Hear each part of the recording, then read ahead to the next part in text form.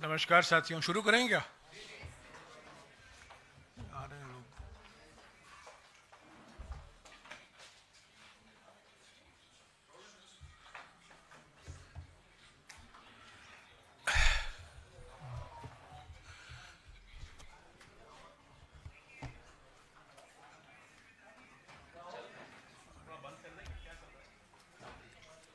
दो मिनट।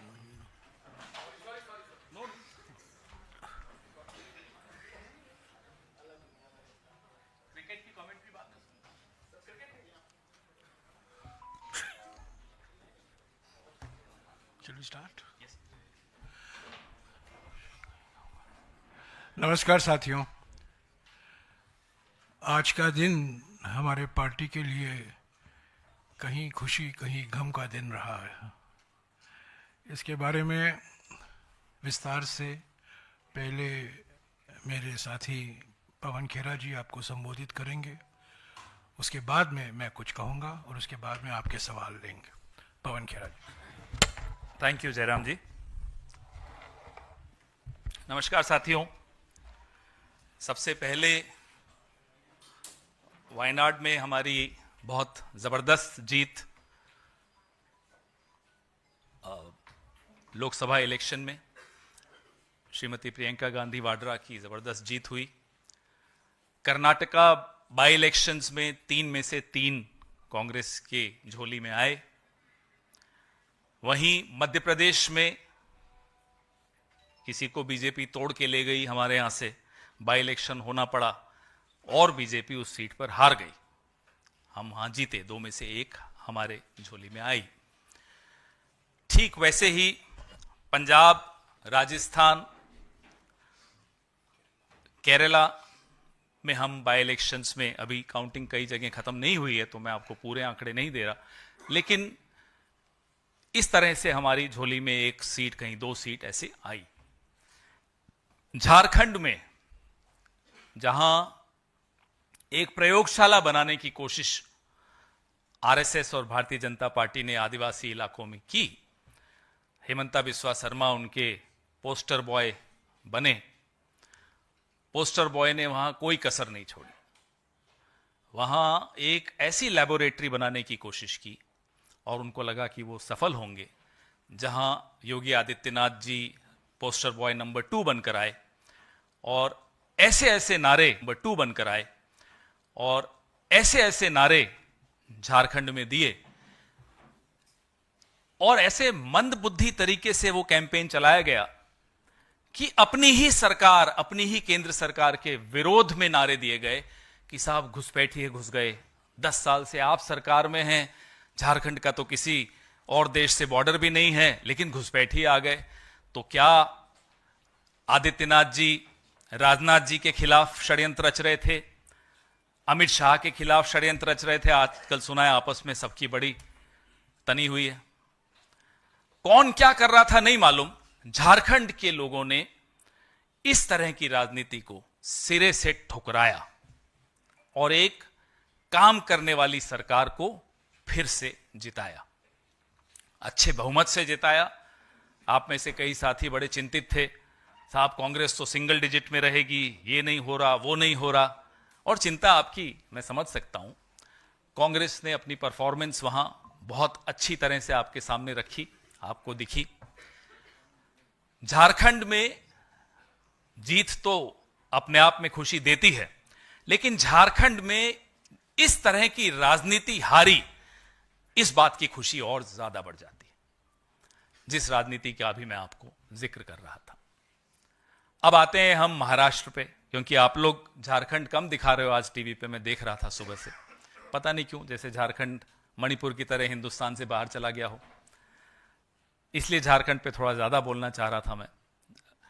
महाराष्ट्र में जो पैटर्न पिछले कुछ सालों से हमें देखने को मिल रहा है, वो पैटर्न फिर से वहां भी दोहराया गया। आपको मैं एक आंकड़ा देता हूं, चौंकाने वाला आंकड़ा है। जिस महाराष्ट्र में लोकसभा इलेक्शन, जो कि मोदी जी के नाम पर लड़ा जाने वाला इलेक्शन था, उस महाराष्ट्र ने बीजेपी को हराया था वो इलेक्शन, मतलब मोदी जी को प्रधानमंत्री नहीं बनने देना चाहता था वो राज्य। वही राज्य उसी बीजेपी को 5 महीने के भीतर 148 सीटों में से 132 सीटें दे देता है। ये स्ट्राइक रेट आपको कुछ समझ में आ रहा है? कैसी स्ट्राइक रेट है? या तो यह मान लिया जाए कि महाराष्ट्र मोदी जी के खिलाफ है, माइनस मोदी जी बीजेपी के साथ है। क्या ये मानेंगे? हरियाणा में भी यही पैटर्न था। जिस हरियाणा ने लोकसभा में मोदी जी को हराया, वो हरियाणा बीजेपी में विधानसभा में जिता देता है बीजेपी को। तो क्या मोदी जी के खिलाफ एक माहौल था इन राज्यों में, या बनता जा रहा है हर राज्य में? यह बात आपको कहीं टीवी पे चर्चाओं में नहीं सुनाई देगी, लेकिन एक कॉमन सेंस की बात है कि 4 महीने पहले मोदी जी के नाम वाला इलेक्शन बीजेपी हारती है, 4 महीने बाद मोदी जी का इलेक्शन नहीं है, राज्य सरकार का इलेक्शन है, बीजेपी की स्ट्राइक रेट 148 में से 132। यह स्ट्राइक रेट संभव है क्या? अगर यह स्ट्राइक रेट संभव है तो क्या मोदी जी के लिए चिंता का विषय नहीं है कि उनके नाम के चुनाव अब वो हारनी शुरू हो गई पार्टी उनकी? यह सोचने की बात है। खैर, यह उनके लिए है चिंता का विषय। हमारी चिंता का विषय है लोकतंत्र, हमारी चिंता का विषय है चुनावी पारदर्शिता, हमारी चिंता का विषय है कि क्या इतने साल इस तरह से पिछले दरवाजे से सरकार बनाई, सरकार बनाने के बाद एंटी इनकम्बेंसी का रिवर्स हो सकता है क्या बीजेपी के लिए? 148 में से 132 सीटें ले जा सकती है क्या बीजेपी?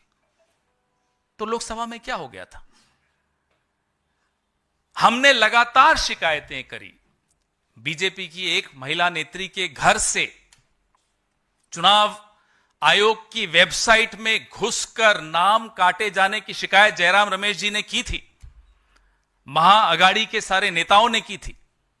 जवाब नहीं मिला चुनाव आयोग से। इस तरह से क्या हमारा चुनाव, आप लोग कह सकते हैं और कह भी रहे हैं, सोशल मीडिया पर भी कह रहे हैं, मीडिया पर भी कह रहे हैं, अरे साहब झारखंड जीत गए तब तो नहीं बोलते कि चुनावी प्रक्रिया में गड़बड़ है। साहब, झारखंड, जम्मू कश्मीर बाई इलेक्शंस, जो असेंबलीज जिनके मैंने नाम लिए, उनको जिताकर वहां लेवल प्लेइंग फील्ड देकर हमें जीतने दिया जाए, ये इस उम्मीद के साथ कि उसके बाद हमारा मुंह महाराष्ट्र में बंद हो जाएगा, माफ कीजिएगा, मुंह बंद नहीं होगा। जहां भारतीय जनता पार्टी को भारी लाभ लेना होता है, वो सारे दांव पेच वहीं खेले जाते हैं, बाकी जगह लेवल प्लेइंग फील्ड चलने दी जाए। जहां लेवल प्लेइंग फील्ड होती है वहां के नतीजे आपके सामने हैं।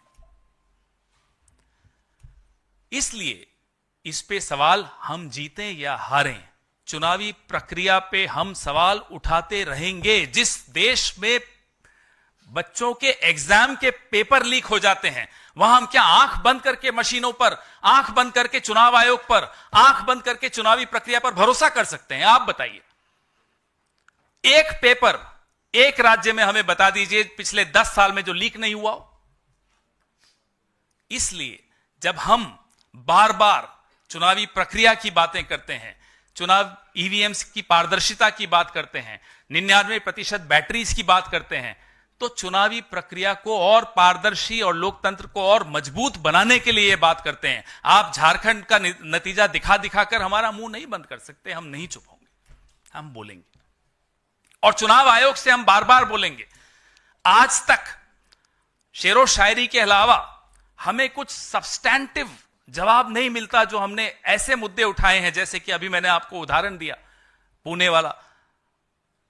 लिस्ट दी गई कॉन्स्टिट्यूएंसीज की कि यहां रेड और ग्रीन मार्किंग हो रही है। बीजेपी के नेता रेड मार्किंग मतलब इन नामों को हटा दिया जाए वोटर्स लिस्ट से। हमने लिस्ट दी, उसका जवाब नहीं आया। 99% बैटरीज के बारे में आज तक जवाब नहीं दिया।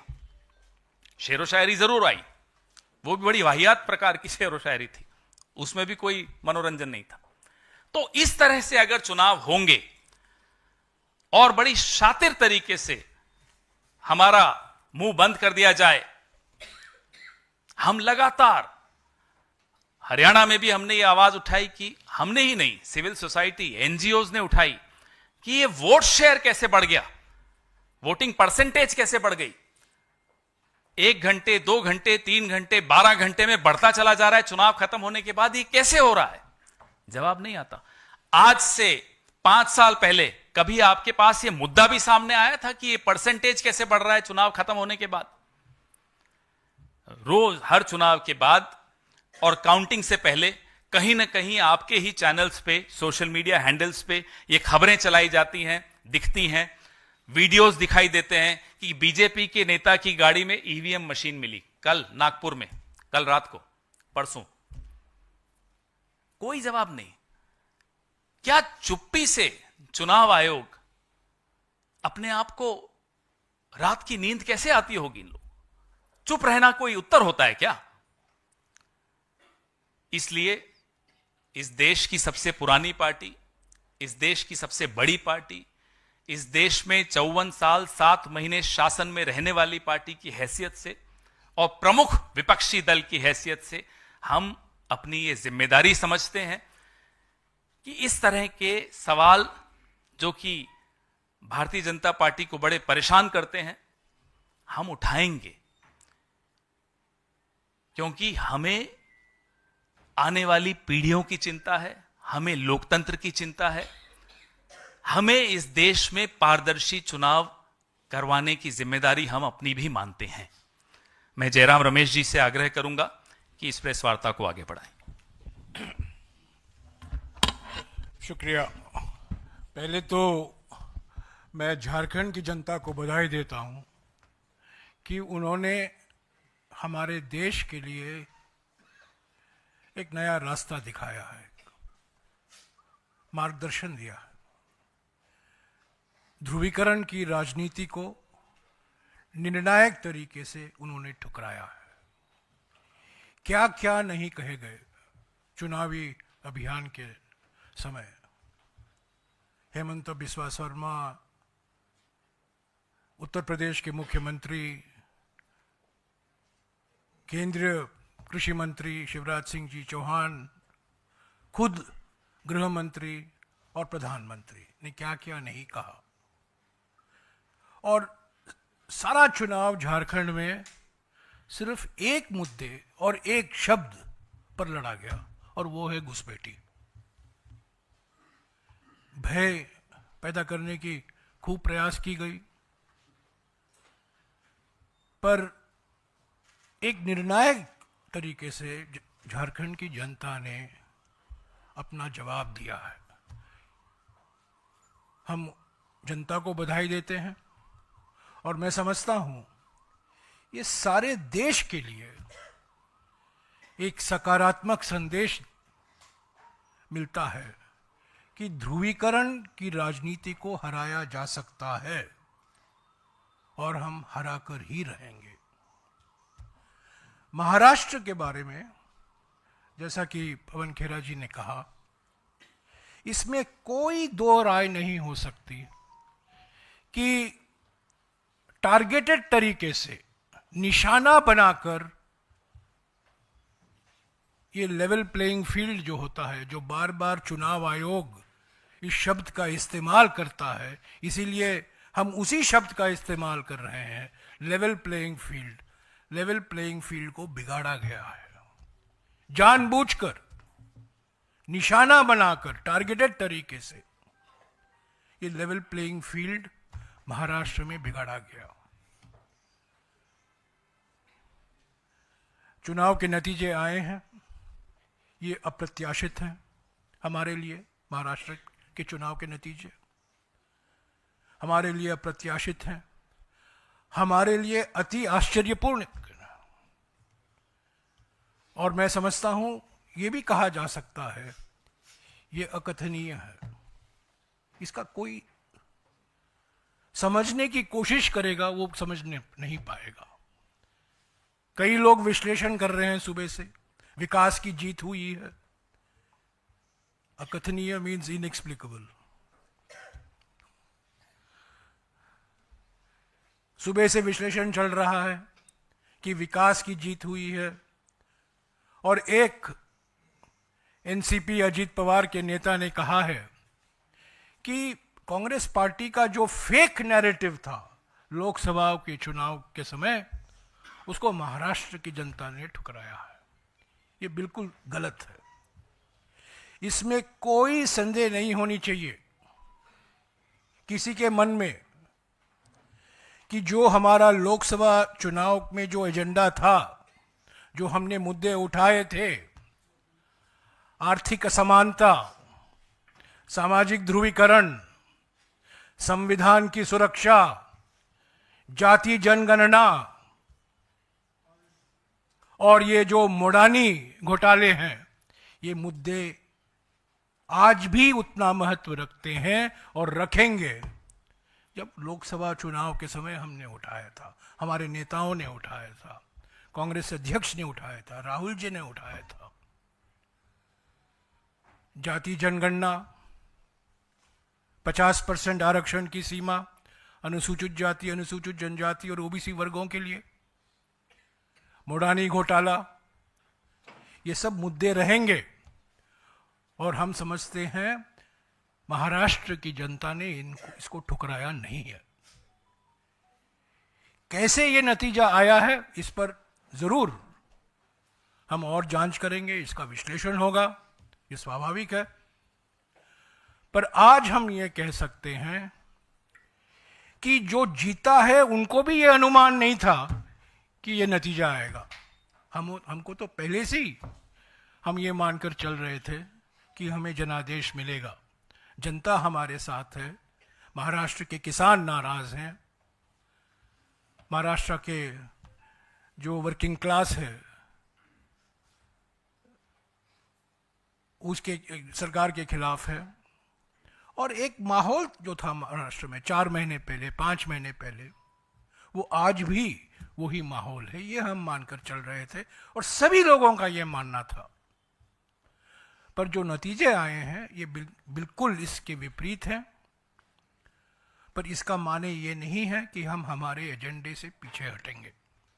जो हम मुद्दे उठाए थे महाराष्ट्र में चुनाव के वक्त, प्रचार के वक्त, हम संसद के अंदर, संसद के बाहर, महाराष्ट्र में जो हमारे नेता जीते हैं, हमारे जो कार्यकर्ता लगे हुए हैं चुनाव प्रचार में और वो पार्टी के लिए काम करते रहेंगे, इन्हीं मुद्दों के आधार पर संगठन को हम पुनर्जीवित करेंगे।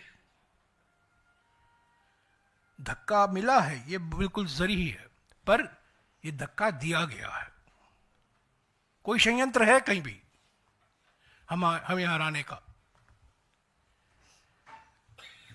तो साथियों, जैसा कि मैंने पहले कहा, आज हमारे लिए कहीं खुशी है, कहीं गम भी है, कहीं जीते हैं, कहीं हारे हैं। पर एक बात निश्चित है कि कांग्रेस पार्टी की एजेंडा में कोई परिवर्तन नहीं आने वाला है। जो सामाजिक मुद्दे हमने उठाए हैं, हम उठाते रहेंगे। जो आर्थिक मुद्दे हम उठा रहे हैं, हम उठाते रहेंगे। मोडानी का मसला रहेगा, जाति जनगणना की मांग हम करते रहेंगे, संविधान की सुरक्षा के बारे में जो कदम उठाने हैं हम उठाते रहेंगे, उसका जिक्र हम करते रहेंगे। पर पूरा विश्लेषण के बाद ही पता चलेगा कि ये जो अजीब सा नतीजा आया है महाराष्ट्र में, बिल्कुल अजीब, इसका और मैं कोई शब्द इस्तेमाल नहीं कर सकता हूं, बिल्कुल अजीब है, समझा ही नहीं जा सकता। हाँ, बहुत कुछ लोग कह रहे हैं इसलिए हमने जीता, इसके कारण हम जीते। अभी अभी मैंने देखा प्रधानमंत्री ने कहा है कि विकास की जीत है। तो ये सब मैं समझता हूं, ये इनको जो ज्ञान आई है चुनाव के नतीजे के बाद, ये भाषा नहीं थी चुनाव के नतीजे के पहले। तो ये एक टारगेटेड निशाना बनाकर ये नतीजा निकाला गया है।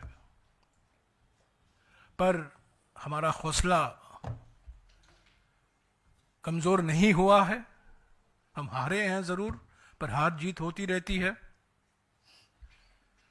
हम लड़ेंगे, लड़ते रहेंगे, जनता की मुद्दे उठाते रहेंगे, और संगठन में जो और मजबूती से हमें काम करना है, महाराष्ट्र में खास तौर से जो कदम उठाने हैं, मैं समझता हूं अगले कुछ दिनों में कांग्रेस अध्यक्ष और राज्य के जो नेता हैं उनके बीच में बातचीत होगी, और जो कदम उठाने हैं उठाते रहेंगे। अगर आपके कुछ सवाल हैं तो अभी और। Jairam sir.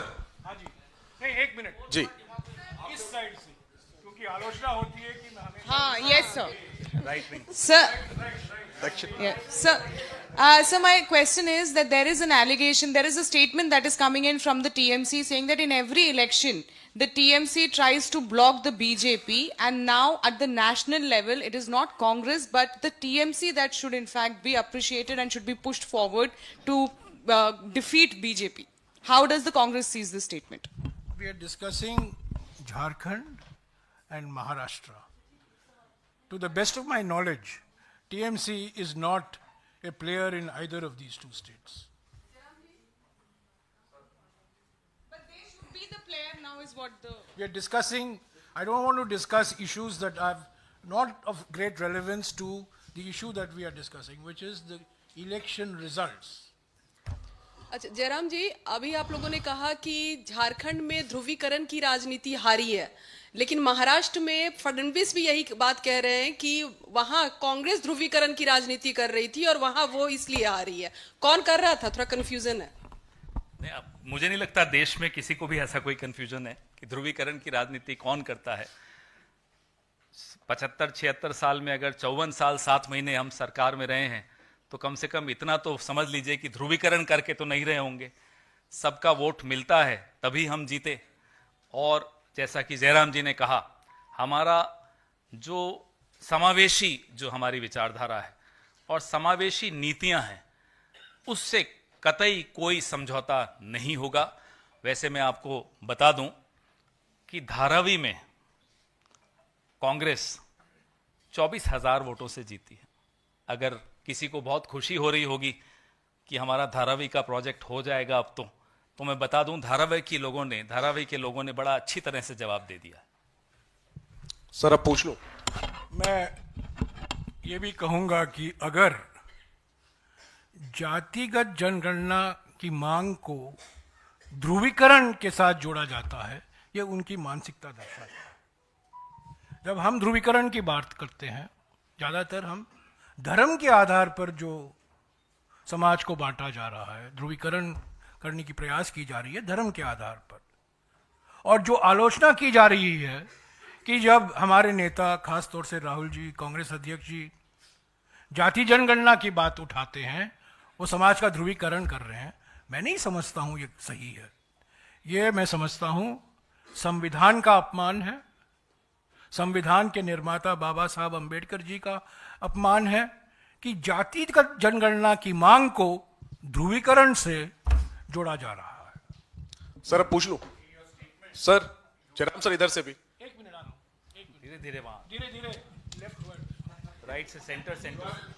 You have, attacked no less than the Election Commission on electoral rolls. You have said various other acts of omission and commission on the Election Commission. Who stopped you from raising these issues, taking it up if the referee was not fair? What did you do, and why are you now blaming it after the entire match is over, that the referee is wrong? Well, during the match also, we kept approaching the Election Commission. Wait, just a minute, I know what you're saying. So we kept raising this issue. Mind you, my friend, I know you belong to a particular channel, but I'll still say it in response to your question.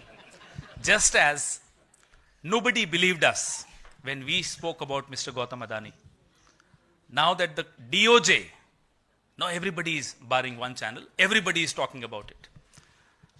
Similarly, a day will come when all that is happening in the name of elections in this country will be exposed. And I hope that day comes sooner than later. यही सवाल था। We made numerous complaints to the Election Commission during the campaign. Okay? So it's not true to say that we did not approach the Election Commission. But I think, you know, this word that I keep hearing, that the BJP won Maharashtra because of micromanagement. This word micromanagement is a euphemism. It's a, you know, it's a nice way of saying ground level manipulation. Micromanagement is equal to ground level manipulation. And this is exactly what has happened. Targeted. Each one of our leaders has been targeted. People who have been winning election after election after election, against whom there has not been any question mark. Models of integrity, models of efficiency, people who have been senior ministers, former chief minister. It's a targeted manipulation. So this micromanagement, you know, you can say it's micromanagement, but at the ground level what is happening, and the administration is theirs. The administrative machinery is controlled by them, by the BJP in Maharashtra. And the BJP stakes in Maharashtra are the maximum. There is no state in India where the stakes of the BJP is as much as it is in Maharashtra. Not only the stake of the BJP, but also the stake of the BJP and the PM's favorite business group. कहने का मतलब ये है, हिंदी में भी बता दूं, कि जो नगर सेठ हैं उनके भी सबसे ज्यादा इंटरेस्ट मुंबई में ही है।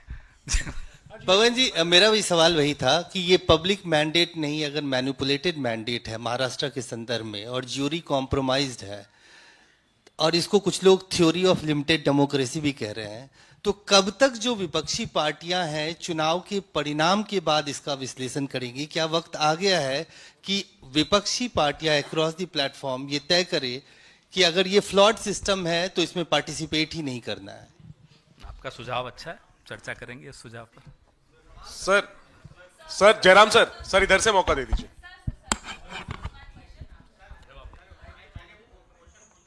लेफ्ट। ये मैं आपको एक जवाब दूंगा। ये लॉ जो हो गया है ना, फ्लॉ बन गया है। और सही जवाब आपने उठाया। सारे विपक्ष पार्टियों को एक होकर एक आवाज में अपनी आवाज उठानी चाहिए।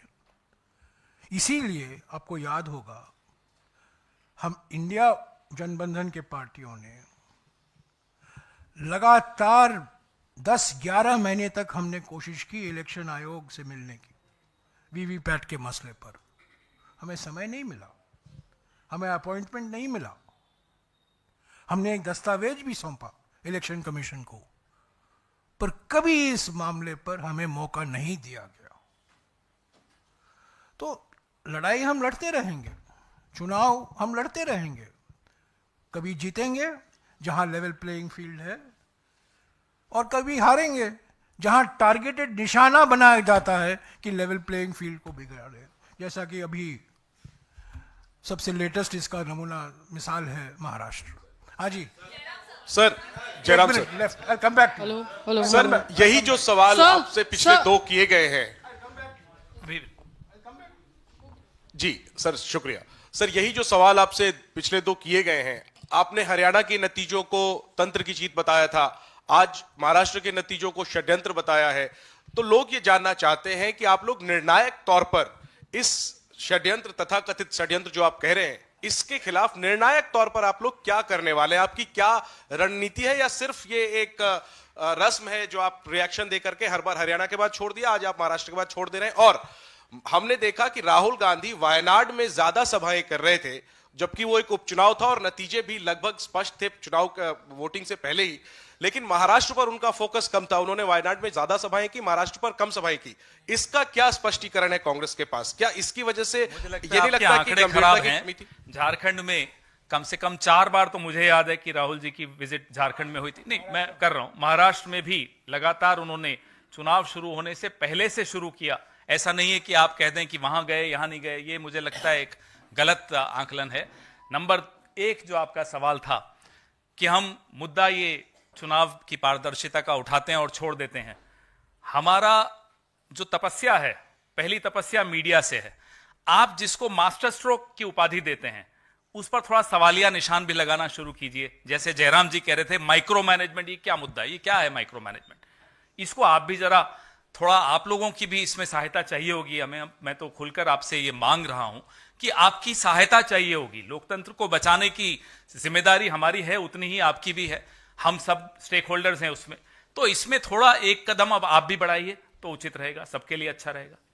सर, आप ही के सवाल है ना? सर, जैसे पिछली बार आपने हरियाणा के बहुत सारे उम्मीदवारों ने, जो कांग्रेस के उम्मीदवार थे, आपसे शिकायत की कि ईवीएम की काउंटिंग में गड़बड़ी है। महाराष्ट्र में आपके जो उम्मीदवार हैं, कांग्रेस पार्टी या जो अलायंस के उम्मीदवार है, क्या उनकी तरफ से कोई बड़ी संख्या में ऐसी कोई शिकायत आई है, या आप पॉलिटिकल रिव्यू करेंगे हार का या टेक्निकल रिव्यू करेंगे? जैसा अभी आपको बताया, ईवीएम जिम्मेदार है इस बार हार के लिए। जैसा अभी आपको बताया कि इलेक्टोरल रोल्स, वोटर्स लिस्ट, उसकी शिकायत तो आज से 20-25 दिन पहले, 1 महीना पहले कर दी थी, जवाब नहीं आया। ऐसे ही हमारी जितने भी गठबंधन के हम सदस्य हैं, सब अपना अपना विश्लेषण करके, अभी तो रिजल्ट आ ही रहे हैं, जो भी होगा वो आपसे भी साझा करेंगे और चुनाव आयोग तक भी जाएंगे, और जो भी हथियार हमें अपने बदलने होंगे तो बदलेंगे भी। सर आपका सर शिकायतें आ रही हैं, मैं सीधा जवाब दूंगा। शिकायतें आ रही हैं, अभी और वक्त लगेगा। आपको याद होगा हरियाणा में जब नतीजे निकले थे 8 तारीख को, करीब 1.5 दिन लगे थे सारे शिकायत आने में, और हम चुनाव आयोग को गए। तो ये शिकायतें आ रही हैं, 5 बजे के बाद, 6 बजे के बाद आने शुरू हो गया है हमारे सेंट्रल वॉर रूम में, और कल तक मैं आपको इसके बारे में और जानकारी दे पाऊंगा किन किन सीटों में, कितने सीटों पे शिकायत आई हैं। पर शिकायतें ज़रूर आ रही हैं। सर आपके एक पॉलिटिकल रेजोल्यूशन में भी सीडब्ल्यूसी के आप लोगों ने कहा था कि बैलेट पर जाने को लेकर के आप लोग जो है उस पर एक काम करेंगे। क्या अब कांग्रेस पार्टी तमाम विपक्षी दलों को लामबंद करेगी? क्योंकि अगर आप मानते हैं कि टारगेटेड तरीके से नतीजे आते हैं, तो कब तक आप हारने के लिए चुनाव लड़ते रहेंगे? इस पे एक आम सहमति बनानी आवश्यक है तमाम विपक्षी दलों के बीच में। आप सबके साथ भी जितने भी स्टेक होल्डर्स हैं, सिविल सोसाइटी है, सबको मिलकर इसमें एक आम सहमति बनाने की आवश्यकता है। हमारा स्टाइल ऑफ फंक्शनिंग वैसा नहीं है जैसा मोदी जी का है कि जो मन में आया कर दिया, रात को 12 बजे ताली बजाई, नोट बंद, ऐसे सब नहीं कर सकते हम लोग।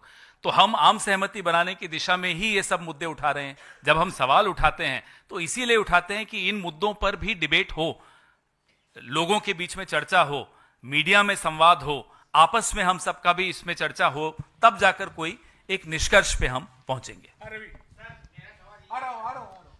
सर, मेरा सवाल, आपने मास्टर स्ट्रोक की बात की, तो इस चुनाव में देखा जा रहा है कि एक मास्टर स्ट्रोक चल रहा है, मैया योजना, बहन योजना, इससे पहले महतारी योजना। आपको लगता है कि इसकी काट आप ढूंढ पाएंगे? ये भी मास्टर स्ट्रोक है, क्योंकि इसका फायदा आपके अलायंस को भी हुआ है। हमें उम्मीद है कि महाराष्ट्र में अब कोई बहानेबाजी ना हो, जैसे कि ये योजना की घोषणा करने के बाद ही चुनाव आयोग से ही रुकवा दी गई। जो मोदी युक्त महंगाई है, उस महंगाई की काट वेलफेयर में है और उसकी आवश्यकता है। इसमें कोई डिबेट नहीं है, न हम डिबेट इस पे कर रहे हैं। हम ये कह रहे हैं कि ये अस्वाभाविक है, अप्रत्याशित है कि 148 सीटों में से 132 सीटें उस पार्टी को मिल रही हैं जिसको 4 महीने पहले मोदी जी के नाम पे ठुकराया गया। जिस जनता ने, वही जनता उनको अब इतना ज्यादा दे रही है। तो ये मोदी जी के लिए भी चिंता का विषय है और बीजेपी के लिए भी चिंता का विषय। सर, एक नारा दिया गया, बटोगे तो कटोगे, एक हैं तो सेफ हैं। को लगता है इसका इम्पैक्ट हुआ? क्योंकि आज योगी आदित्यनाथ ने जब ट्वीट किया है नतीजों को लेकर, उसमें भी उन्होंने इन दोनों नारों का जिक्र किया। को लगता है कि इम्पैक्ट हुआ महाराष्ट्र चुनाव? जिस व्यक्ति ने ये नारा दिया वो बीच प्रचार के छोड़ के चले गए थे, तो मुझे नहीं लगता कि इन नारों का इस देश पे कोई प्रभाव पड़ता है। ये नारे चलाए जाते हैं, फिर ये तथाकथित, जैसा कि सर ने कहा, माइक्रो मैनेजमेंट की जाती है, तथाकथित माइक्रो मैनेजमेंट की जाती है। अगर ये नारा चलना होता तो झारखंड में भी चलता, जहां इन्होंने सबसे ज्यादा, आदित्यनाथ जी और हेमंत बिस्वा शर्मा जी ने इस तरह की बातें बहुत की थी। तो ये मैं नहीं मानता, और हम सबको इस देश की आत्मा पर भरोसा है कि इस देश की आत्मा इस तरह से बांटी नहीं जा सकती। ये रिपोर्ट आई 79 सीट्स में घपला किया गया था वोट फॉर डेमोक्रेसी। फिर अभी हरियाणा और जम्मू कश्मीर के इलेक्शन पर भी उनकी रिपोर्ट आई, उसके बाद एडीआर की भी रिपोर्ट आई थी, लेकिन आपने एक फॉर्मल एक ब्रीफिंग की थी वोट फॉर डेमोक्रेसी की रिपोर्ट पर जब आई थी, उसके बाद आपने इसको सीरियसली लिया नहीं, अब आप उसका नतीजा भुगत रहे हैं, ऐसा लगता है सर। सवाल क्या?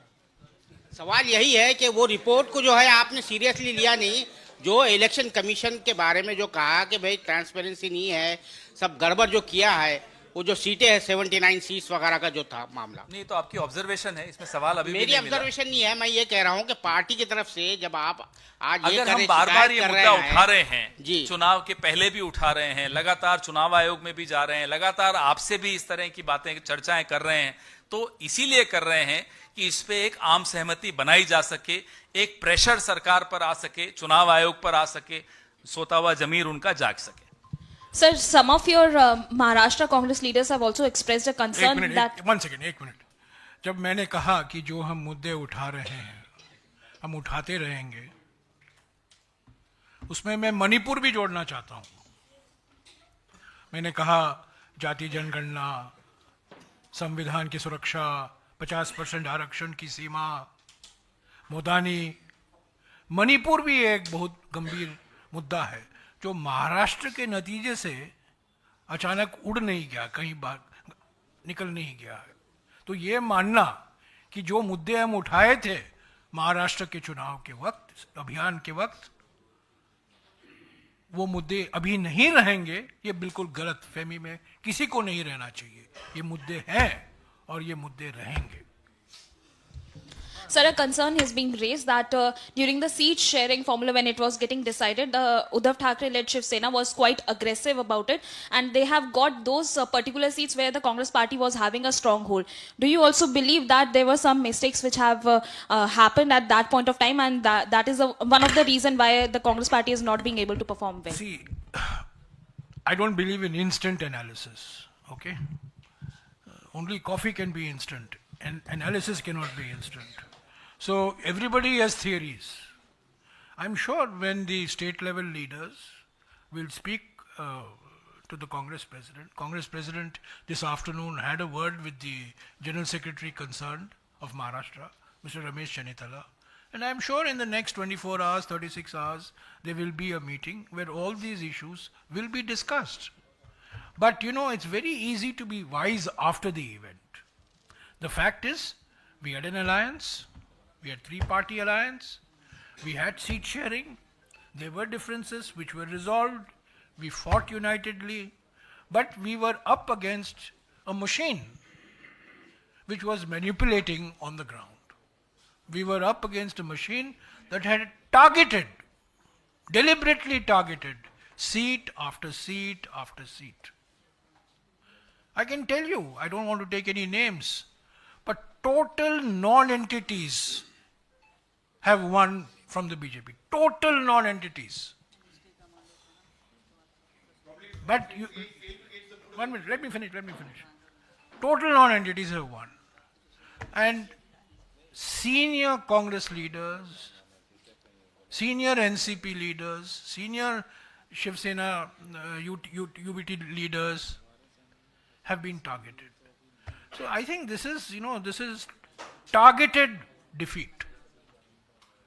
Target and defeat, and then call it micromanagement. Sir, That it cannot be across the board that you can target just like that. There has to be, that means you should have gone to the Supreme Court against whatever. It is targeting, they have targeted every seat that the BJP is contesting. That is what they have targeted. They have targeted 148 seats. Sir, आप मणिपुर का मुद्दा उठाते हैं, लेकिन पश्चिम बंगाल शायद कभी भी पश्चिम बंगाल को लेकर नहीं बोला जाता है। पश्चिम बंगाल में तालिबानी सजा दी जाती है, बीच चौराहे पर दी जाती है महिलाओं को, और साथ ही चुनाव में देखिए कई सारे ऐसे ईवीएम की बात हो या फिर हिंसा हो, लगातार हिंसा की चीजें दी जाती हैं। मुद्दे को उठाने का हम उठाएंगे। नहीं, वहाँ भी ईवीएम का मुद्दा होता है, वहाँ भी मसला है। अब मणिपुर के मुद्दे हम उठाते रहेंगे और परसों से हर राज्य का उठाइए ना, आप तो राष्ट्रीय स्तर के कल सर्वदलीय बैठक होने वाली है, उसमें भी हम ये मुद्दे उठाएंगे। मोदानी का मुद्दा उठाएंगे, मणिपुर का मुद्दा उठाएंगे, महंगाई का मुद्दा उठाएंगे और हम उठाते रहेंगे, और जब पश्चिम बंगाल का वक्त आएगा हम उठाएंगे। जयराम सर, इस side, this side sir, on your left. Sir, आप कांग्रेस का ऑफिशियली अब स्टैंड क्या है ईवीएम को लेके? क्योंकि आप हरियाणा के बाद भी ईवीएम में कोई फॉल्ट है, आप अभी कहते हैं। दूसरी चीज ये, 2018 के प्लेनरी सेशन में आपके पॉलिटिकल रेजोल्यूशन में आपने ये बात कही कि बैलेट पेपर पर हमें वापस जाना चाहिए। तो अब क्या आपको लगता है कि उस चीज के ऊपर आप दोबारा वापस आएंगे, या आप इसी बात पे लगता है कि ईवीएम कोई भी राजनीतिक दल एक लोकतंत्र में बंद कमरे में बैठकर स्टैंड नहीं ले सकता, न लेना चाहिए। आम सहमति बनाकर निर्णय लिए जाते हैं।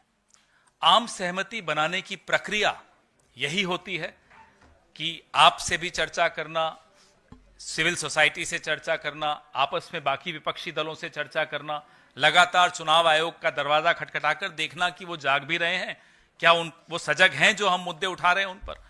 उसके बाद जब वो दरवाजे नहीं खुलते तब लोगों के बीच में जाना। ये आसान सफर नहीं होता, ये संघर्ष आसान नहीं होता। इसमें ऐसा नहीं होता कि आज निर्णय ले लिया और कल लागू हो गया। इसमें समय लगता है और समय लगेगा।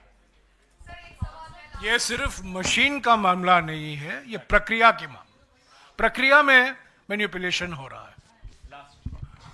Sir, this is Suchandrama from IANS। एक सवाल। Not on West Bengal. No, not on West Bengal. 2 राज्यों में, एक में हार एक में जीत। एक में ईवीएम ने जिता दिया तो दूसरे में हरा दिया। तो गठबंधन एक जगह जीत गई, दूसरी जगह क्यों हार गई? तो आपसी ये जो निजी सीट शेयरिंग को लेके प्रॉब्लम थी, ये अगर सुलझा लेती तो कांग्रेस ने हरियाणा से क्यों सीख नहीं ली? मैंने अपने ओपनिंग रिमार्क्स में भी कहा कि यही आर्गुमेंट इस्तेमाल की जाती है भाजपा द्वारा। अरे आप झारखंड में जीत गए फिर भी बोल रहे हैं चुनावी प्रक्रिया पर। जी हां, फिर भी बोल रहे हैं। झारखंड में जीतने के बाद भी बोल रहे हैं। जहां लेवल प्लेइंग फील्ड हमें मिलती है वहां हम जीत के दिखाते हैं। जहां लेवल प्लेइंग फील्ड भाजपा को लगता है अगर दे दी तो उनका और उनके नगर सेठ का भारी नुकसान हो जाएगा, वहां वो लेवल प्लेइंग फील्ड नहीं देते, जैसा कि अभी महाराष्ट्र में आपको सामने दिख रहा है। उसके बाद मीडिया में ऐसी थ्योरीज डाली जाती हैं कि साहब उनमें ना आपस में समन्वय नहीं था, उनमें सीट शेयरिंग। आपको मालूम है, आप तो बंबई आई होंगी चुनाव में, मुंबई में आई होंगी, आपको पता है कि देवेंद्र फडणवीस के पोस्टर्स और होर्डिंग्स से अमित शाह गायब थे। पूछा आपने कि समन्वय क्यों नहीं था? आपस में पार्टी के भीतर समन्वय नहीं था। आप हमसे पूछ रहे हैं कि हमारे गठबंधन में समन्वय नहीं था। पवन, एक सवाल इधर है। एक repeatedly these questions okay sir, Jharkhand में जीत की आपको सबसे पहले तो बधाइयाँ। सरकार में अब आप लोग किस तरह का योगदान चाहेंगे GMM के साथ, क्योंकि आप लोग ने भी 50 सीटों पे कॉन्टेस्ट किया था, मोर देन हाफ आप लोग जीते हैं। सो अब आप लोग का आगे की क्या रणनीति है झारखंड के लिए? सर, ये गठबंधन होता है और गठबंधन का एक धर्म होता है। गठबंधन के धर्म में जो भी दोनों पार्टी आपस में तय करती हैं, दो नहीं वहां और भी हैं हमारे गठबंधन के सदस्य, वही होगा। उसमें हम यहां बैठकर खुद ही सब कुछ बोल दें, गलत होगा। वो गठबंधन के धर्म के विपरीत होगा।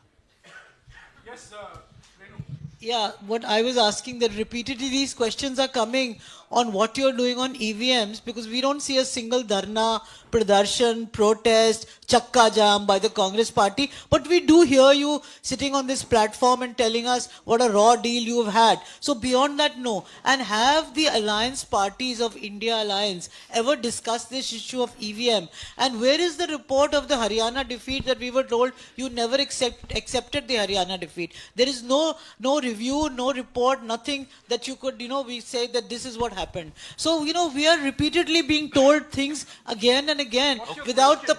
My question is that the party beyond a point has, except for mouthing certain platitudes, has not said anything. No, I said, why are you not doing dharna, pradarshan, etc.? So I'll respond to the first part of the question, and the second part, Mr. Jairam Ramesh will. Observations, no.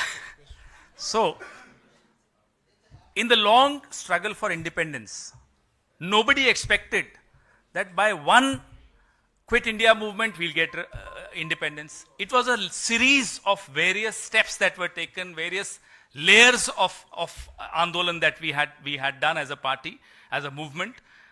any such challenge cannot be met by one dharna, one pradarshan, one press conference, one resolution, or one appeal to the election commission. It's a series of steps. We have to build a consensus amongst our own alliances. We have to create a consensus amongst the media, first of all. How many stories, I can also turn around and ask you, how many stories have you all done investigating EVM? Some of you have done, independent journalists, I keep reading them. So these are efforts that need to be done together, jointly. We are all stakeholders in a democracy. We are not the only ones, you are not the only ones. All of us owe it to the democracy. Sir, my question is for Pawan Khera, sir. You have mentioned about the Adivasis and the Janjathi. So I, being from a Nagaland, a tribal girl, do this result signal any shift in voter sentiment towards the Congress party? Well, we are yet to analyze seat-wise results, but yes, Jharkhand in particular gives us a lot of hope that the polarizing narrative of the BJP is not working in Jharkhand and it will not